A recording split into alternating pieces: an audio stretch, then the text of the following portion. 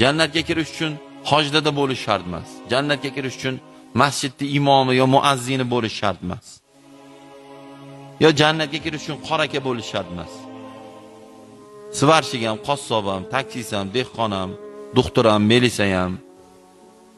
Kim bo'lishdan o'qituvchi ham farqi yo'q. Zo'tda ishlagan, nima bo'lgan, kim bo'lgan, qizig'i yo'q uni qiyomat kunida. Xudo Qur'onda aytadi: "Yawma la yanfa'u malun va la banun." Bu kun qiyomat kuni deydi, na puling, na boling asqatmaydi deydi. Buning davom etadigan bo'lsa, mansabimiz, kuchimiz, qodi-qomatimiz, chiroyimiz, kim biz, nimamiz, pulimiz, abarotimiz, necha gektar bog'imiz bor, nechta furamiz bor, qiyomat kunida Xudo shuni aytadi. La yanfa'u deydi. Bir tillik foydasi yo'q deydi. Biz o'zbek tiliga olganda bir tillik foydasi yo'q degan. Illa man atalloha biqalbin salim deydi. Magar Allohning oldiga salomat qalb bilan borganlar shunda foyda topadi deydi. O'sha foyda beradi deydi. Nima degani?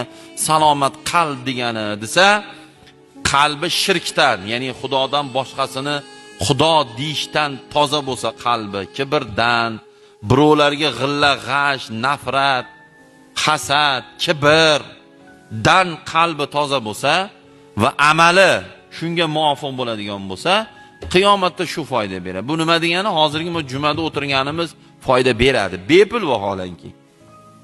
Bomdod o'qidik, bepul shu foyda beradi. Subhanalloh bepul, alhamdulillah bepul, Qur'on eshitish bepul, Qur'on o'qish bepul.